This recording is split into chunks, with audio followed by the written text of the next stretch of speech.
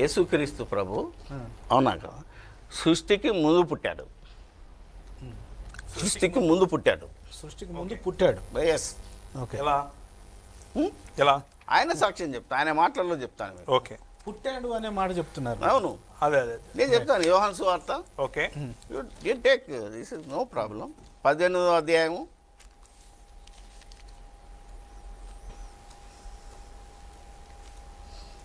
37-38 ఆయన మాటల్లోనే. చెప్పండి, చదవండి.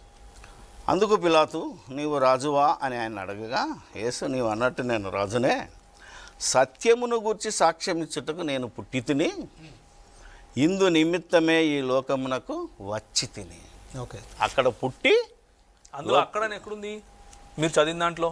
యేసుక్రీస్తు అక్కడ పుట్టాడు అనే ఎక్కడ ఉంది? నేను ఇందు నిమిత్తమే ఈ లోకానికి వచ్చాడంటే ఎక్కడ పుట్టాడు?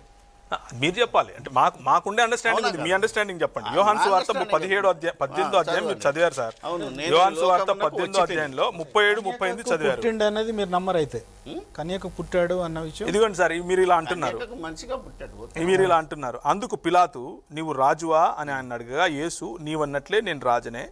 సత్యమును గూర్చి సాక్ష్యం ఇచ్చుటకు నేను పుట్టి తిని అన్నాడు. అంతేగాని నేను పరలోకంలో పుట్టాను, భూమి మీద పుట్టాను అనేం అనలేదు ఇక్కడ. ఎందుకు యాడ్ చేస్తున్నారు? నేను ఈ లోకమునకు వచ్చి తిని అని ఎందుకు అన్నాడు? ఎక్కడ పుట్టాడు? మీ బైబిల్లో సెమికోలన్ ఉందా అక్కడ? ఉంది. అంటే ఆడికి ఒక సెంటెన్స్ అయింది, దాని తర్వాత ఇంకో సెంటెన్స్ వస్తుంది. కాదు, ఒకటే వాక్యంలో ఉంది. సెంటెన్స్ ఒకటే వాక్యంలో ఉంది. ఒకటే వాక్యంలోనే ఉంది. అంటే నేను ఎందుకు కామాలు కోలన్లు అంటున్నానంటే, మీ పుస్తకంలో చూశాను 2-3 చోట్ల. అవును, కామా ఉంది, ఇక్కడ సెమికోలన్ ఉంది అంటా ఉంటారు. మరి ఓకే, ఇప్పుడు నేను చెప్తాను సార్. ఇక్కడ ఒక నిమిషం సార్, ఒక నిమిషం. నా ప్రశ్న ఇంకా పూర్తవలేదు. మీరేమంటున్నారు? సత్యమును గురించి సాక్ష్యం ఇచ్చుటకు నేను పుట్టి తిని అంటే ఆయన పుట్టడానికి గల కారణం చెప్పాడు. అంతేగాని నేను పరలోకంలో పుట్టానా, భూమి మీద పుట్టానా అని చెప్పలేదు. రెండో విషయం, ఇందు నిమిత్తమే ఈ లోకానికి వచ్చాను. సో ఆయన ఈ లోకానికి వచ్చాడు. సో బేసిక్ గా ఆయన ఈ లోకానికి వచ్చినటువంటి పర్పస్ ఏంటంటే సత్యం గురించి మాట్లాడటం అన్నది ఈ సెంటెన్స్ చెప్తుంది కదా. అంతేగాని ఆయన పరలోకంలో ఇప్పుడు నేను చెప్తాను. ఇప్పుడు 5వ అధ్యాయం క్వశ్చన్ లేదు కదా, sorry, 6th chapter. Okay, John 38. Okay, చదవండి సార్. 38. నా ఇష్టం నెరవేర్చుకుంటకు నేను రాలేదు, అనా నన్ను పంపిన వాని చిత్తము నెరవేర్చుటకే పరలోకము నుండి దిగి వచ్చింది. Correct, absolutely correct. అవునా కదా? అంటే ఈయన ఎక్కడి నుంచి వచ్చాడు? పరలోకం నుంచి వచ్చాడు. ఇక్కడ పుట్టినట్లేదు పరలోకంలో. పరలోకం నుండి వచ్చాడు అన్నది అందరూ నమ్ముతారు, ప్రతి క్రైస్తవుడు నమ్ముతాడు. పుట్టాడనే చెప్పండి. మీరు పుట్టాడు అనే మాట మీరు పుట్టాడనే చెప్పండి సార్. అవును, పరలోకం నుండి వచ్చాడనేది మేము నమ్ముతున్నాం కదా. నమ్మని వాళ్ళకి చెప్పాలి, నమ్మిన వాళ్ళకి కాదు. నమ్మిన వాళ్ళకే చెప్తాను. పరలోకంలో పుట్టాడనేది చెప్పండి. అవును, పరలోకంలోనే పుట్టాడు అనడానికి చెప్తున్నాను నేను. ఎక్కడో చెప్తాను. చెప్పండి. ఇప్పుడు కీర్తనల గ్రంథం. ఓకే, కీర్తనల గ్రంథం. ఆయన ఏమన్నాడు? క్రీస్తుకు పూర్వం 1000 సంవత్సరాల క్రితమే నీవు నా కుమారుడు, నేడు నేను నిన్ను కని ఉన్నాను. అవునా? కోరవ పాట గురించి అంటున్నారా? లేదు, ఆ దావీదు కీర్తన 2వ కీర్తనలో 7వ అధ్యాయంలో 7వ వచనం. 2:7 ఉంది. కరెక్ట్. అవునా కదా? ఉందా? ఉంది కదా. అంటే అది ఎక్కడ పుట్టాడు? పరలోకం అని అక్కడ లేదే, నేను చదివానే. మళ్ళీ చదవమంటారా? ఇంకా మీరు అవన్నీ ఇప్పుడు నేను కోట్ చేస్తున్న మీరు రాసుకోండి. ఎందుకు చదువుదాం డైరెక్ట్, మళ్ళీ వెళ్ళిపోవడం ఎందుకు? అది నేను అనేది రాసుకోవడం అదేంటి అంటే, కొత్తగా బైబిల్ చదివే వాళ్ళకైతే మీరు చెప్పేది బాగుంటది. కానీ యెహోవా నీకు ఇలా సెలవిచ్చును, నీవు నా కుమారుడు, నేడు నిన్ను కని ఉన్నాను. ఇది పరలోకంలో జరిగిపోయింది అన్న ఆధారం ఇక్కడ కనపడట్లేదే. ఆధారం చూపించమని అడుగుతున్నా. ఆధారమే. ఇంకా దేవుడు మాట్లాడింది ఎక్కడి నుంచి? దేవుడు మాట్లాడాడు. ఏమని మాట్లాడాడు? అలా కాదు, దేవుడు ఇది కూడా మాట్లాడాడు. అదే కాదు, ఆయన దేవుడు ఇది కూడా మాట్లాడాడు. కాబట్టి రాజులారా వివేకులై ఉండు. కాబట్టి రాజులు పరలోకంలో ఉన్నారా? లేరు. ఇప్పుడు దాని కింది సెంటెన్స్ లో మనం మాట్లాడుతున్నాం. ఇప్పుడు మనము పైన అసలు ఎవరితో మాట్లాడాడు దేవుడు?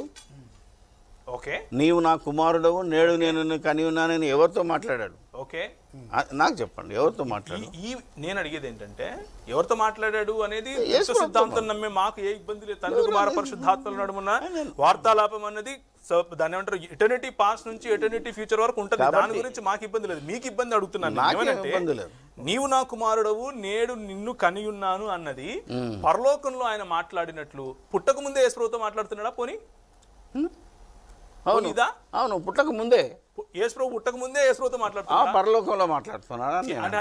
పరలోకంలో యేసుప్రభు పుట్టక ముందే యేసుప్రభుతో మాట్లాడుతున్నాడా? అదే పరలోకంలో పుట్టిన తర్వాత మాట్లాడుతున్నాడా? నేను నిన్ను కని ఉన్నాను అని పుట్టినరోజు నేడు అంటున్నాడా? ఎప్పుడు? నేడు అన్నాడు ఆయన. సో ఇప్పుడు బేసిక్ గా మరి యేసు ప్రభు అక్కడ పుట్టాడు అనేది ఇంతకు ముందు మీరు అక్కడ పుట్టి భూలోకానికి వచ్చాడు. ఒక్క నిమిషం సార్, ఒక్క నిమిషం జాన్ గారు ఒక్క నిమిషం. మనం ఇంతవరకు ఏం చదివాము అని అంటే యోహాను సువార్త 1వ అధ్యాయంలో మీరు చదివిందే ఏమన్నారంటే కలిగి ఉన్నదేదియు ఆయన లేకుండా కలగలేదు అని చదివారు. మళ్ళీ చదవమంటారా?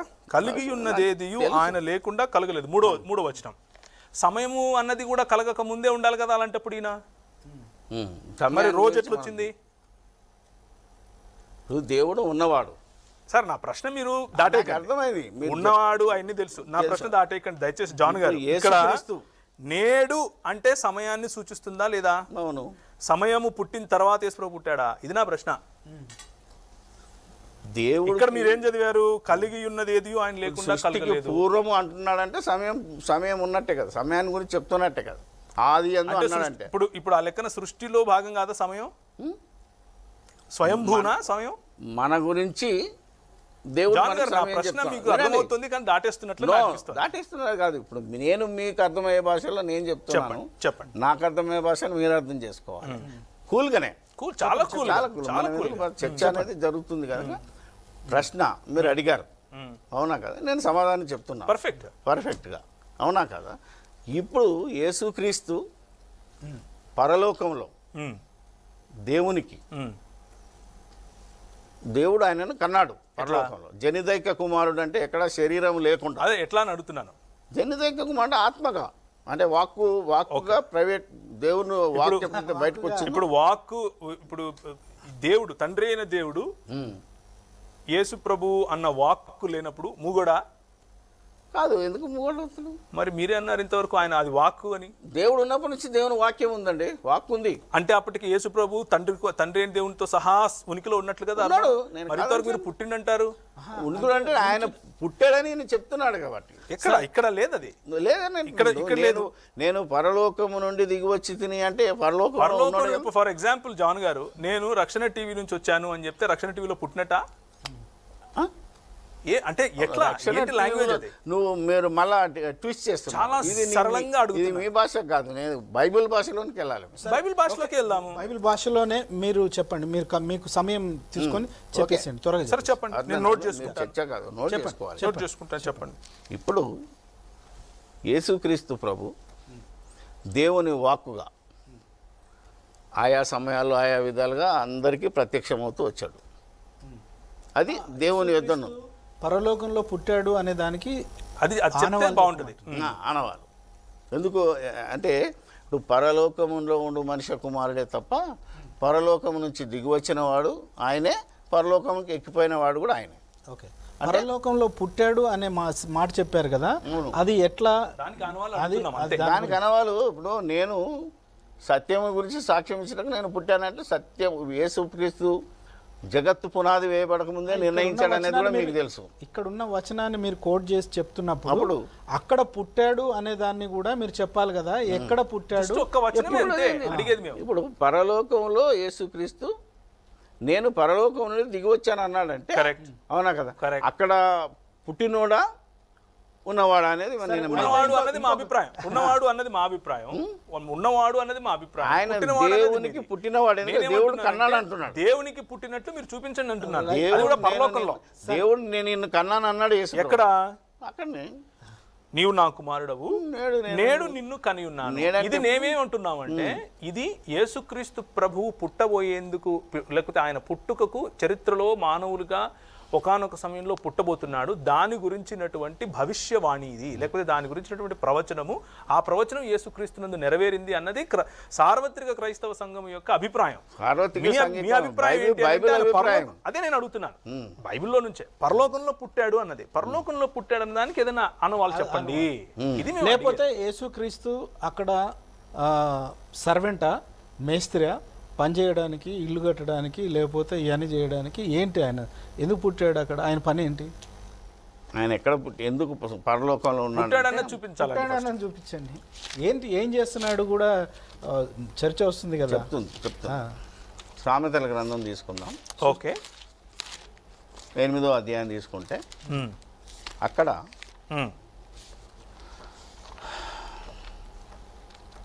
యేసు ప్రభు అంటే జ్ఞానం ఘోషిస్తున్నదని మాట్లాడుతూ డైరెక్ట్ స్పీచ్లో ఒక మాట మాట్లాడుతున్నాను. నేను సృష్టి ఆరంభమునకు పూర్వమే, సామెతల గ్రంథం 8వ అధ్యాయం 22 నుంచి చదివితే, పూర్వకాలమందు సృష్టి ఆరంభమునకు పూర్వము ఓకే తన కార్యములలో ప్రథమమైన దానిగా యెహోవా నన్ను కలుగజేశాను. ఓకే, అనాది కాలం మొదలుకొని మొదటి నుండి భూమి ఉత్పత్తి అయిన కాలంలో పూర్వం నేను నియమింపబడ్డాడు. అది కొత్త నిబంధనలో మనకు పౌలు కూడా చెప్తాడు, జగత్ పునాది వేయబడక ముందే ఆయన నియమింపబడ్డాడు. దీనికి దానికి లింక్ ఉందంటారు, చెప్పండి. ప్రవాహ జలములు లేనప్పుడంటే మనం అనుకుంటున్న ఈ సృష్టి అయితే కలిగి ఉన్నది ఏదియో ఆయన లేనప్పుడే ఆయన ఉన్నాడు. ఆయన మూలంగా కలిగింది, ఒకవేళ వాక్య కలిగింది. ఎందుకంటే మనకు హెబ్రీ పత్రికలో చెప్తాడు దేవుని వాక్యం వల్లనే కలిగింది కనుక. ఈవెన్ కొలసి పత్రికలో చెప్తాడు, కొలసి పత్రిక 1లో కూడా యేసుక్రీస్తు కలిగించాడు అనే మాటను కూడా ఉంది. No problem. ప్రవాహ జలములు లేనప్పుడు, నీళ్ళతో నిండిన ఊటలు లేనప్పుడు నేను పుట్టింది. అంటే ఈ సృష్టి లేనప్పుడు ఇవన్నీ భూమి. అక్కడ ఏం చెప్తున్నాడంటే, భూమిని దాని మైదానంలో ఆయన చేయక మునుపు, నేల మట్టిని రవంతయు సృష్టింపక మునుపు నేను పుట్టింది. ఇవన్నీ అంటారా? 8వ అధ్యాయం సామెతలు 8లో ఉండేది యేసుప్రభువే, అంతేనా? జ్ఞానం గురించి చెప్తున్నారా ఇక్కడ? ఇక్కడ ఇప్పుడు కాంటెక్స్ట్ ఏం చెప్తుంది సార్? జ్ఞానం ఘోషిస్తుంది అంటుంది కదా, మరి యేసుప్రభు అంటారేంటి మీరు? జ్ఞానం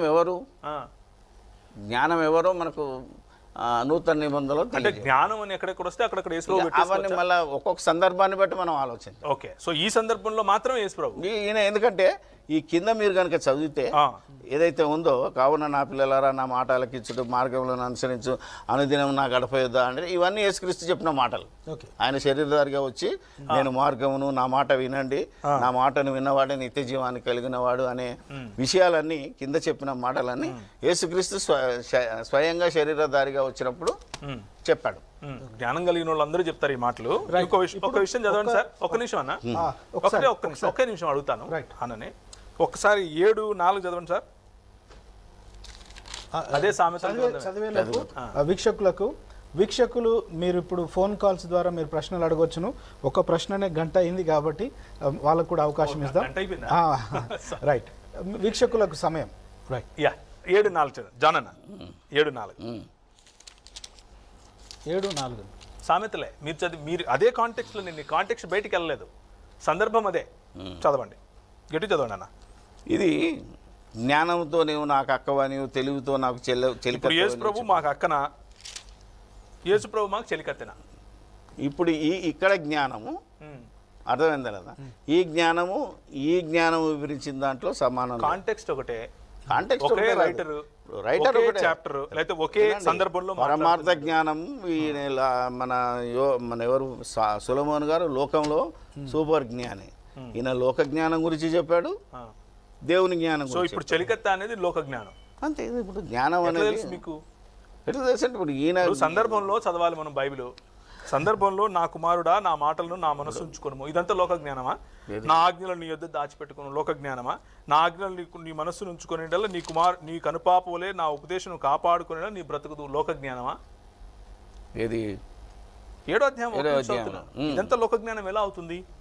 నీ వేళ్లకు వాటికి కట్టుకుని నీ హృదయంలో పలక మీద వాటిని రాసుకుని లోక జ్ఞానం నీ పలక మీద రాసుకోమన్నది ధర్మశాస్త్ర జ్ఞానం. అంటే ఆ జ్ఞానంతోనే ఆ జ్ఞానం గురించే మాట్లాడుతున్నాడు. జ్ఞానంతో నీవు నాకు అక్కవనియు, అవును, తెలివితో నీవు నాకు చెలికత్తెవనియు చెప్పుము. ఇప్పుడు యేసు ప్రభు నాకు అక్కన చెలికత్తె ఏందని అడుగుతున్నాను.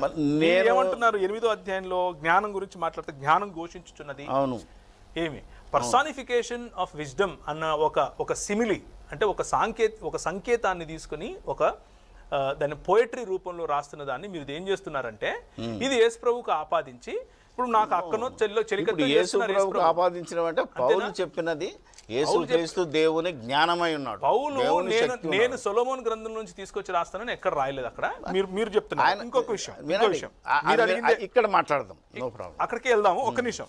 జ్ఞానమును నేనే ప్రాకారం ఇది అన్నారు కదా. ఎప్పుడు మీరు అన్నది పూర్వకాలమందు తన సృష్ట్యారంభమున తన కార్యములలో ప్రధానమైన దానిగా యెహోవా నన్ను కలుగజేసెను అన్నది మీకుంది 22. జ్ఞానం అనుకుందాం. జ్ఞానం అంటే యేసుక్రీస్తు. వెళ్దాం అక్కడికి కూడా.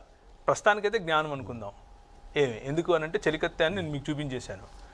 ఇప్పుడు కలుగ చేయడానికి ముందు దేవుడు జ్ఞానరహితుడా? మీరు అదే మాట్లాడుతున్నారు. దేవుడు కాదా? క్రీస్తుని గురించి మాట్లాడుతున్నారు. మీరేమంటున్నారు? అనాది కాలము మొదలుకొని మొదటి నుండి భూమి ఉత్పత్తి అయిన కాలము మొదలుకొని నేను నియమింపబడితేని. దానికి ముందేముంది? పూర్వకాలమందు తన సృష్టి ఆరంభమున. ఎవరు తన అంటే ఇక్కడ? దేవుడు. మరి మీరు సృష్టి అంటారంటే వేరే అంటారంటే తన సృష్టి ఆరంభమున తన కార్యములలో ప్రథమమైన దానిగా యెహోవా నన్ను కలుగజేసాను. అంటే జ్ఞానం లేకుండా ఉన్నాడు అంతకుముందు దేవుడు? ఇదేనా మీరు అనేది? దేవుడు పౌలు ప్రకారం జ్ఞానం అంటే యేసు ప్రభు మీరు చెప్పేశారు, ఓకే. సో దేవుడు జ్ఞానహీనుడా కలుగజేయడానికి ముందు? యేసు ప్రభువును కలుగజేశాడు. యేసు ప్రభు జ్ఞానం అని కలుగజేశాడు తప్ప దేవుడు జ్ఞానం అంటే దేవుడు వర్తమాన భూత భవిష్యత్ లాజిక్ పట్టుకోండి. జ్ఞానం అంటే యేసు ప్రభు అని మీరు కొరింథీయులకు రాసిన 2వ కొరింథీకి వెళ్తున్నారు. ఇప్పుడు ఓకే, పర్ఫెక్ట్, బాగుంది. నేను ఆల్రెడీ మీకు జ్ఞానం అంటే ఏంటి అనేది నేను మీకు చెప్పేశాను. మీరు చెప్పే మాట అక్కడికి ఎంతవరకు కొట్టేశాను అన్నది ఆడియన్స్ చూసుకుంటారు. నేను అడిగేది ఏంటంటే ఇప్పుడు దేవుడు జ్ఞానాన్ని లేకపోతే జ్ఞానం అనే యేసు ప్రభువును సృష్టించితే అంతకుముందు జ్ఞానం లేనివాడుగా ఉన్నాడా అనేది నా ప్రశ్న. దేవుడు జ్ఞానం వాడు కాదు. మీరు వేసే ప్రశ్న నేను అది కాదు. సృష్టింపబడక మునుపు జ్ఞానం అన్నది సృష్టింపబడేదైతే సృష్టింపబడక మునుపు జ్ఞానం ఉండదు. ఉండనప్పుడు దేవుడు జ్ఞానహీన అవుతాడా నా ప్రశ్న. దేవుడు జ్ఞానం ఉన్నది దేవునికి. యేసుక్రీస్తు దేవుని జ్ఞానం వేరు, యేసు ప్రభు వేరు, అంతేనా? దేవుని జ్ఞానమే యేసుక్రీస్తు. మళ్ళీ అదే అంటారే. ఇప్పుడు దేవుని జ్ఞానమైన యేసుక్రీస్తును కలుగజేసాను. ఒక నిమిషం. దేవుని జ్ఞానమైనటువంటి యేసుక్రీస్తును కలుగజేసినప్పుడు యేసుక్రీస్తు కలగక మునుపు దేవుడు జ్ఞానరహితుడనే కదా అర్థం. మీరు వేసే ప్రశ్న అలా కాదు. ఎట్లా?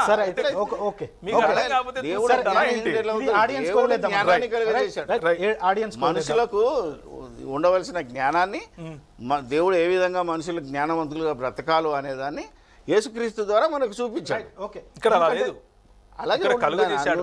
యాక్చువల్ గా ఇక్కడ రావాల్సినటువంటి పదము ఏంటి అని అంటే పూర్వకాలమందు తన సృష్టి ఆరంభమున తన కార్యములలో ప్రథమమైన దానిగా యెహోవా నన్ను కలిగి ఉండెను అని రావాలి. కలుగజేసెను అని ఉంది. NASB ట్రాన్స్లేషన్ తీసి చూసుకోండి, ESV ట్రాన్స్లేషన్ చూసుకోండి.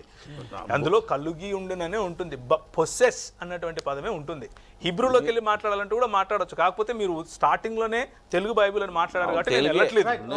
సామెతలు 28, 22, 23లో పూర్వకాలమందు తన సృష్ట్యారంభమందు తన కార్యములలో ప్రథమమైన దానిగా యెహోవా నన్ను కలిగి ఉండెను అన్నటువంటి తర్జుమా అక్కడ రావాలి. మూల భాషలో అలాగే ఉంది. అది జ్ఞానము గురించే మాట్లాడుతున్నారు, అది యేసు ప్రభువుని గురించి కాదు. అనాది కాలం మొదలుకొని మొదటి నుండి భూమి ఉత్పత్తి అయిన కాలం మొదలుకొని నేను నియమింపబడి తిని, లేకపోతే నేను ఆ పనులు చేయటానికి, లేకపోతే ఆ సృష్టి కార్యములో ఉండాల్సినటువంటి అరమరికలన్నీ తెలుసు కనుక జ్ఞానమును ఆయన నియమించాడు అని ఒక పద్య రూపంలో చెప్తున్నటువంటి భావం ఇది. ఇది సామెతల యొక్క వివరణ. ఈ వచనము సామెతల గ్రంథం రాసింది సొలొమోను రాస్తూ జ్ఞానవంతుడైనటువంటి సొలొమోను జ్ఞానానికి ఉన్నటువంటి ప్రాధాన్యతను చెప్తూ రాసేటటువంటి వాక్య భాగం. ఇకపోతే రోమిల్కి రాసిన పత్రిక 9:5 నేను చదివాను. ఇందులో యేసుక్రీస్తుని గురించినటువంటి స్పష్టమైన మాట, ఈయన సర్వాధికారి అయిన దేవుడై ఉండి అన్నటువంటి మాట చాలా స్పష్టంగా ఉంది. తీతుకు రాసిన పత్రిక 2:13లో మహాదేవుడును అన్నటువంటి మాట మనకు స్పష్టంగా కనిపిస్తూ ఉంది. అలాగే యోహాను సువార్త 1వ అధ్యాయం 1వ వచనంలో మనం చదివాం, 2వ వచనం చదివాం, 3వ వచనం చదివాం. కలిగి ఉన్నది ఏదియు ఆయన లేకుండా కలుగలేదు అంటే సృష్టికర్త జాబితాలో ఈయన ఉన్నాడు, సృష్టి జాబితాలో ఆయన లేడు. ఆయన ఆదియందు దేవుని యొద్ద ఉండెను, వాక్యము దేవుడై ఉండెను. యేసుక్రీస్తు ఏ వాక్యమైతే దేవుడై ఉన్నాడో ఆయన శరీరధారియే మన మధ్యకు వచ్చాడు. దానినే నేడు నిన్ను కనియున్నాను అన్న మాట మనం ఇంతవరకు 2వ అధ్యాయంలో కీర్తన గ్రంథంలో చూసాం. తండ్రి అయిన దేవుడే స్వయంగా కుమారుడైనటువంటి యేసుక్రీస్తుతో ఏమంటున్నాడు అనంటే, తన దూతలను వాయువులుగాను తన సేవకులను అగ్నిజ్వాలలుగాను చేసుకునేవాడు అని తన దూతలను గురించి చెప్తున్నాడు. ఎవరు? దేవుడు తన దూతల గురించి ఈ మాట చెప్తున్నాడు. కానీ తన కుమారుని గురించి అయితే, ఏ కుమారుడు? జాన్ గారు, నేను, లేకపోతే బెన్హర్ గారు కాదు, ఆ కుమారుని గురించి కాదు, యేసు ప్రభు గురించి చెప్తున్నాడు. ఏమని చెప్తున్నాడు? దేవా అని. దేవుడు యేసు ప్రభువును దేవా అని సంబోధిస్తున్నాడు. దేవా, నీ సింహాసనము నిరంతరము నిలుచున్నది, నీ రాజ్యదండము న్యాయార్థమై ఉన్నది, నీవు నీతిని ప్రేమించితివి, దుర్నీతిని ద్వేషించితివి. ఇంతకంటే సాలిడ్గా, ఇంతకంటే పారదర్శకంగా, ఇంతకంటే తెలుగు భాషలో అర్థమయ్యేటట్లుగా ఇంకేం చెబితే మీరు యేసు ప్రభు దేవుడు అని నమ్ముతారు? చాలా స్పష్టంగా ఉంది. కాబట్టి I hope I answered it.